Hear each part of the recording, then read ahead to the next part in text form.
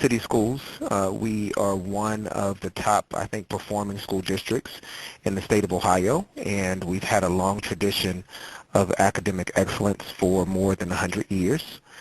We are economically and racially diverse, and we're located right outside of Cleveland, Ohio. We have about 5,500 students in 8 schools.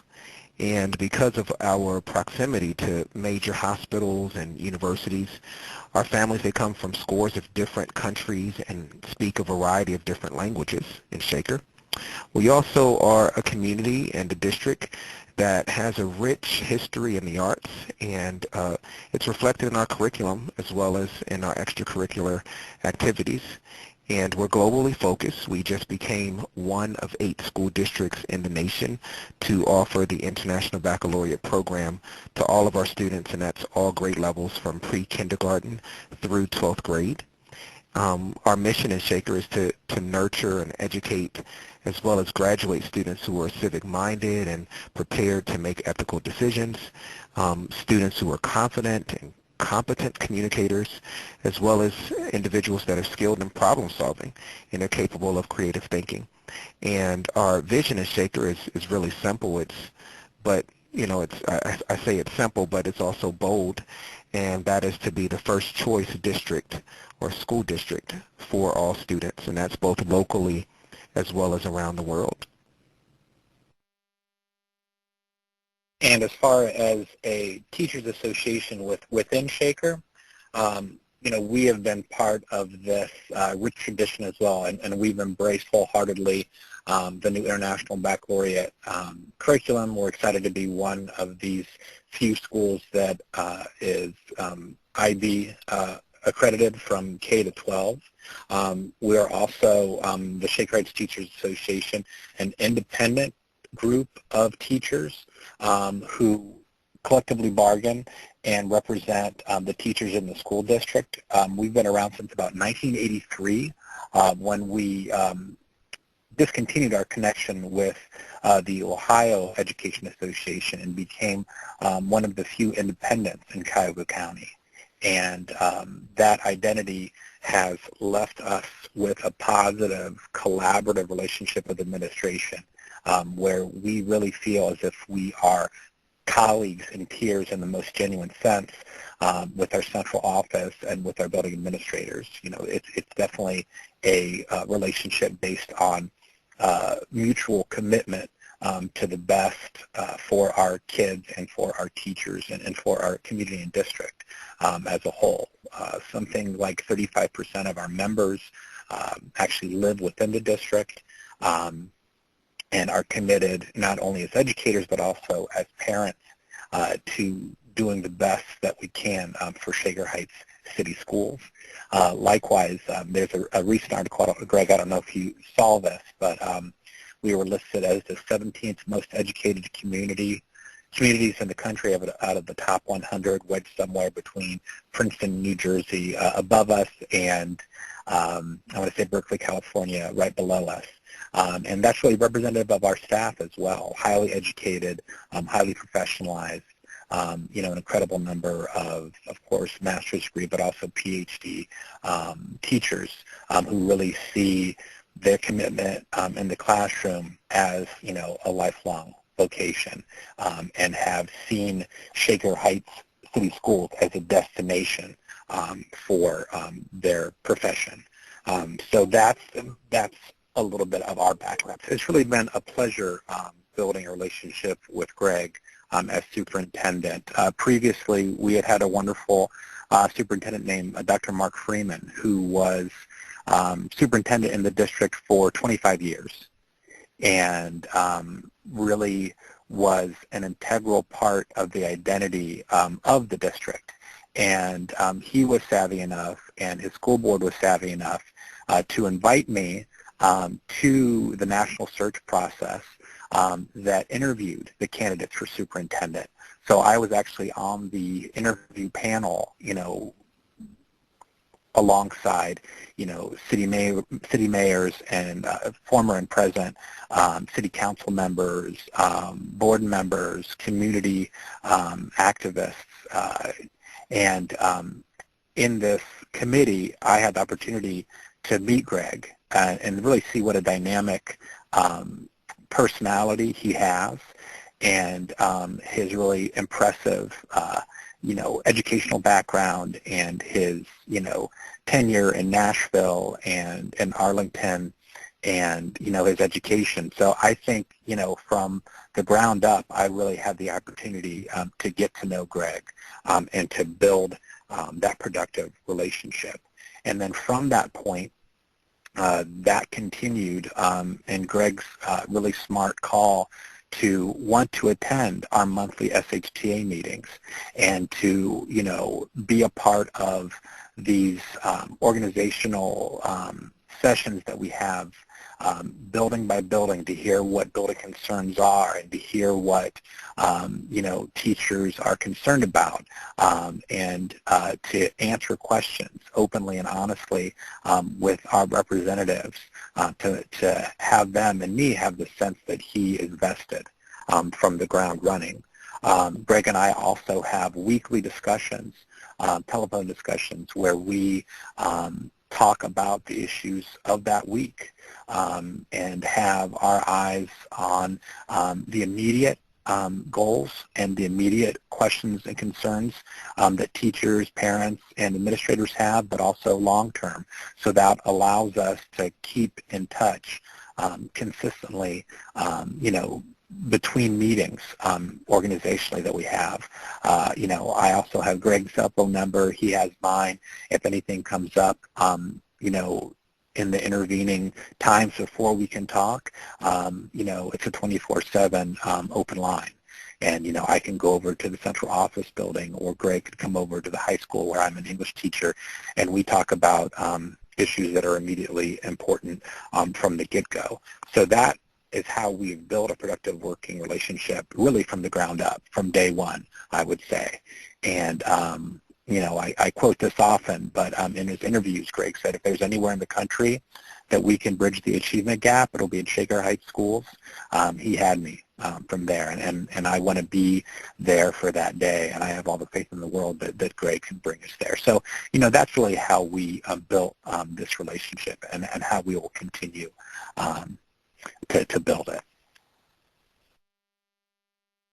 And I would just have to, add to that. I think that initially we made the point to meet regularly just to get to know each other, because we didn't really know one another prior to my arrival, other than the time I saw you when I was on the interview panel. And one other piece that I just wanted to reiterate is the fact that our approach is that we never want surprises, and that's on both, that's both ways. I don't want the administration to surprise the SHTA, and the SHTA does not want any surprises from the administration. So that communication, I think, is so important, and we value that collaboration and the sharing of the ideas, because we truly believe, I know that I believe, that collaboration trumps conflict. And, we did have some barriers, and I know I had some coming in. For one, as John mentioned, Dr. Freeman was in the position as superintendent for 25 years. So I was stepping into, the seat of the superintendent after his tenure of 25 years and over 40 years in the school district. I call him like the godfather of education in the state of Ohio, because everyone knows Dr. Mark Freeman. And I was a newcomer, not only to Shaker Heights, but also to the state of Ohio. And another piece is that I was coming from Virginia, and I had experiences in Virginia as well as in Tennessee, which are right-to-work states. So I have not had experience working with collective bargaining units. So that was something that was new for me. And, I think it was in my favor, just because I didn't try to replicate something from another district. I knew what I knew best, and that was to collaborate and to sit down and have deep discussions about, any issues or conflicts or conversations. So I came in rolling up my sleeves and saying, hey, let's sit down and be able to meet and talk and collaborate. Another thing that I strive to do is have an open door policy, not just for the SHTA, but for all of our employees. in our district, and I think that is one way that has helped us to surmount some of the barriers that I had coming into this position. Well, I think that our relationship has been tested in a number of ways. I know when I arrived here in Shaker, we were initially supposed to go right into collective bargaining that year, and John and I decided to extend the collective bargaining for a year to give us time for me to get acclimated into Shaker Heights and into the position. And then for two, we were working on our 5-year strategic plan, and we believed that it was important for us to actually establish or develop the 5-year strategic plan prior to going into negotiations, which I think was a really great move for us because when we went into our last go-round of collective bargaining, we decided to approach the collective bargaining through a method called interest-based bargaining.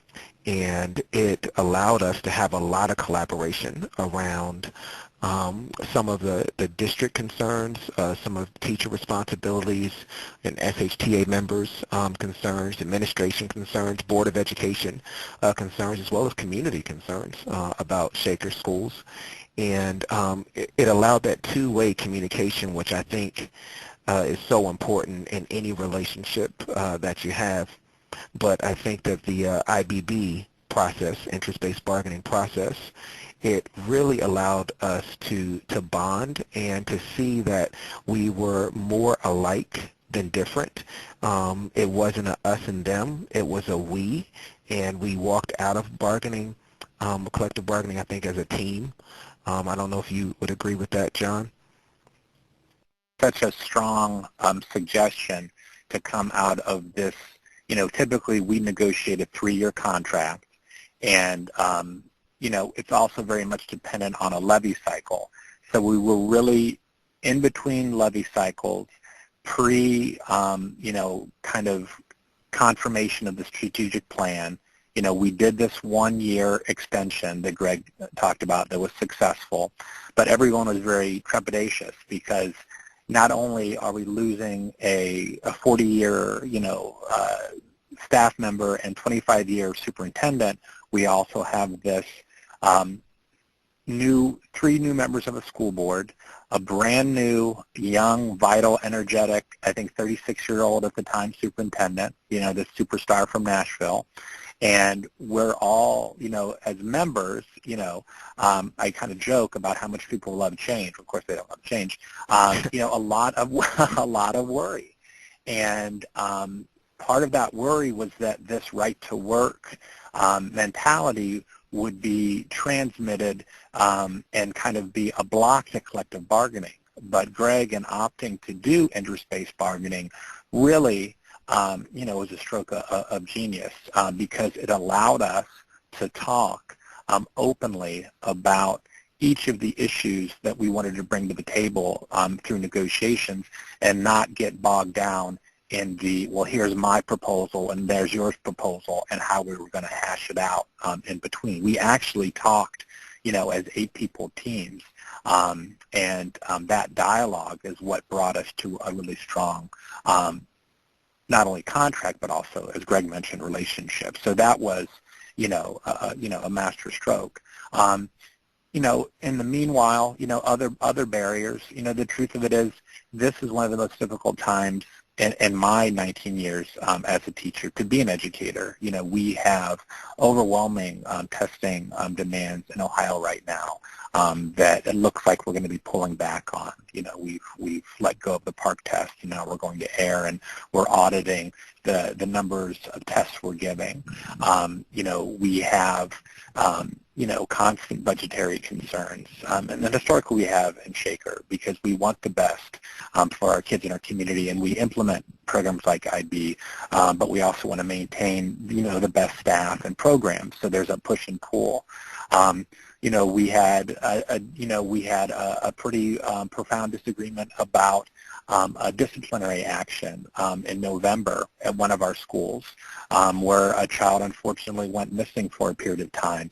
And that was, kind of a public conflict that we worked out successfully because we communicated and we made the board meeting an open dialogue, and everything became transparent.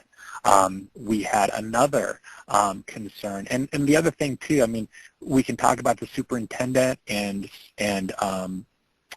union president relationship, but we also are very aware of the impact of the school board. And when there's a 25-year vacuum where there's no new leadership from a superintendent, people know that the school board might want to redo things. So as much as Greg has the best intention and shows his merit, as a collaborator, there was insecurity on the part of our membership in the new school board members. So in May, at the high school, there's an open letter written to primarily the school board, but also central administration about our concerns about transparency and about the pace of change and about the scope of change. And we wrote an open letter, and it was, signed off on by 98% of our membership at the high school. And Greg took that letter to heart, and we began very, serious conversations after that point. And it was through his leadership and the president of the school board, Bill Clausen, to say, you know what, we're not going to let this go in the dark. We are going to have a public meeting on July 1st. And we had that public meeting, and it was 5 hours long. And we hashed out all of those issues. And, for Greg to be as humble and as open and as non-defensive and as cooperative as he was really a watershed moment in our relationship as an association and as central administration. I don't know if that meeting would have happened, 5 years ago.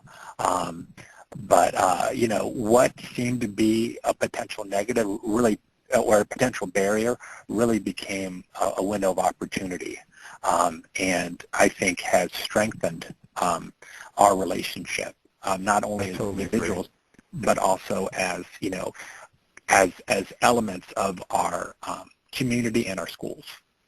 Yes, and I would have to just add that I think that was well said, and I totally agree with everything that you mentioned, John. I would also say that our Board of Education, they have been very courageous and open and willing to say, hey, let's have this public discussion. It wouldn't have been possible for July 1 if our board president, President Clausen, if he wasn't open to saying, you know what, I want to bring our board members to the table, our SHTA members and our superintendent, and invite the public in to our space for us to dialogue and have this conversation to come up with solutions. And we actually walked out of that July 1 meeting with deliverables and objectives that we're all working on in different ways this upcoming school year to make Shaker even greater than it is. And the one thing I feel that, I got out of the session on July 1 was the fact that we genuinely are a team and we're professionals. We are all valued. We're all respected. And it was an opportunity for us to really come together to realize, hey, we really do have a lot in common, and we're striving for the same things. And the number one thing is to ensure that 100% of our kids receive a high-quality education. And for our community to see the SHTA, the Board of Education, and the superintendent hand in hand having discussions, professional discussions, and intense at times. It started off a little intense, but we walked out of the July 1 meeting saying we are going to continue to work together. We are going to address our issues. We're going to have discussions around, some of the concerns that we have in our district. We're not going to ignore them, and that everyone matters. Everyone's opinion matters, and that we're all accountable. So it's not a SHTA matter, it's not a Board of Education matter or superintendent matter. We're all accountable to make sure our students receive this quality education, and that was pretty remarkable to happen. So I don't know what other districts are even willing to do something like that.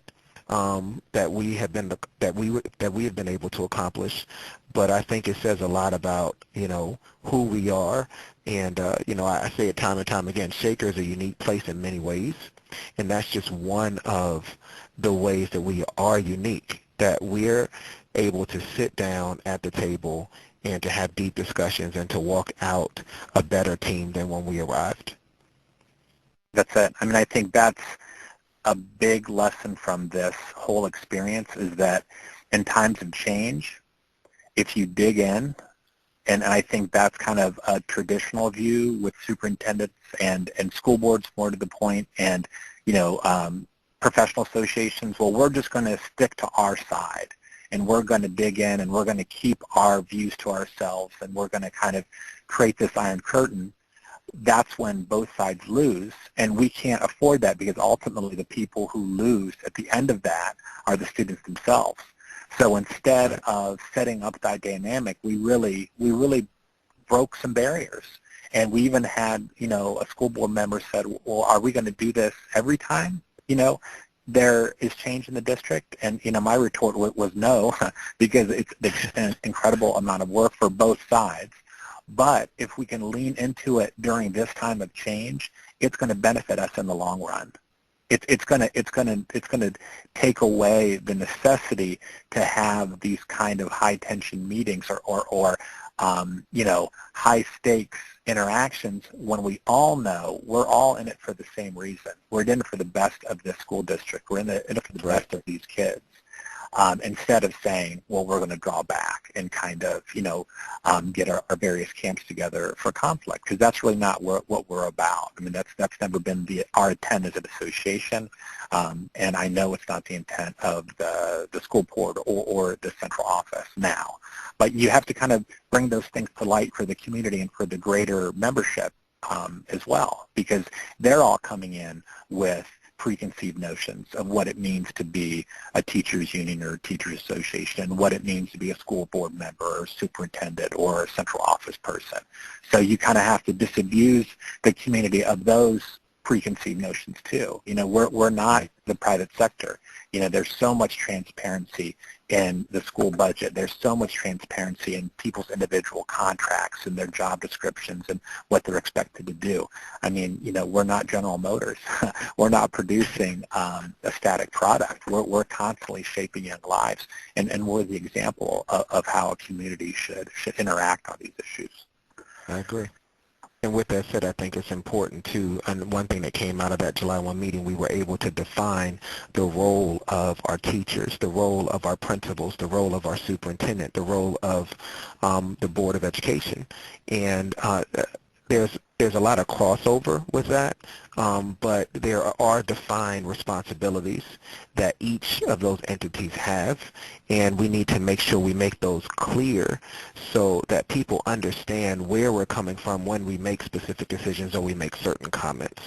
But I think all in all, everything that we've gone through this year, yes, we've had different tests, but I think that we have passed each test with flying colors, and we have bonded a lot more, and we are better for every challenge, every obstacle that we've had the past 2 years. I've been superintendent here in Shaker Heights, and I'm just looking forward to the future. And as you mentioned my quote earlier, if any place in this country or in this world is going to do it in regards to narrowing the achievement gap, it is Shaker Heights. And we have the competent employees, we have the resources, we have the supports from our community, and we have people who have vision, integrity, and passion. And because of that, we're going to be the gem of school districts across this country, rather all over the world. I would say, as the president of the Shaker Heights Teachers Association, but also as a teacher and a parent, I've realized how important it is to have open, transparent communications between the president and the superintendent, and how vital it is to start that from the top and not to let things lie in the dark or in the shadow. And when I have questions or concerns or rumors or misgivings, to communicate them as soon as possible. And what that allows is a genuine relationship that's not based on preconceived notions. And I've tried to convey that understanding to my association and my representatives at each building, to my executive board, to my officers, to my members, that we are not in a, and I said this before, we are not in a kind of segmented industry where, you know, one component does one thing and one component does the other. We don't operate in silos. We have to have open communications. We can never have an us versus them mentality or let that dictate our interactions, because at the end of the day, the people that we are seeking to help are our students, and they can't afford for us to have miscommunication and to have shadows and to have unexpressed worries. When we have to establish that trust. We have to take people at their best intentions, and when they show consistently that they're there to communicate and they're there to build the best district possible, that we take them at their word, and we trust them as colleagues and peers, and we move forward with that. So that's one of the biggest lessons I've learned from this, and I think, you know, it's what makes the teachers union or the teachers association so unique, is that, you know, we are not private sector. We are in the public. Everything is brought to light. Everything is public record. Everything is out there, and so we should act in good faith with our administrators and with our superintendents and with our school boards. And when there are points of disagreement, it's best to bring them forward as soon as possible, and to embrace dialogue and to embrace differing decisions, but also remain civil, and keep faith that we're both here, and both groups are here for the best of the community and for the students. So that's been, you know, a huge lesson, a huge takeaway for me, and that I look forward to this continued relationship and this continued open communication, and this continual improvement in the way that we operate as an association, alongside our peers in administration and in the superintendency. And what I've learned, you know, from the working relationship with John is that maintaining relationships between the superintendent and any of our collective bargaining leaders is essential to the success of our school district or any organization. I also believe that having a relationship, it makes everything so much easier, and it allows you to get through the inevitable rough patches and disagreements that will most likely occur. Just at some point, you never know when, but it will happen. Another thing that I learned is that just to maintain such relationships, there has to be two-way dialogue that must be honest, and it has to be courageous. And that relationships, they can only exist if two sides work together and they work as a team, which I think we've demonstrated, you know, these past couple of years with our relationship as superintendent at SHTA, president. And then finally, I just want to say that, you know, I think it's also a form of modeling for our students. You know, we want our students to collaborate, and we want them to be problem solvers, and we want them to work together. So we, as the adults and as the leaders of this organization, it is so important for us to walk the walk and to be that example for our young people, not only in Shaker Heights, but the children that are watching us every single day, as well as the adults, because we have to lead by example. So those are my major, you know, takeaways from the working relationship that John and I have, and I'm looking forward to continuing to grow and to learn more, not only about John, but also about our district. And, you know, I'm ready for whatever comes our way, because I know that I'm not alone. I know that, you know, there's a team of us always working together to overcome any obstacle that we may have here in the district.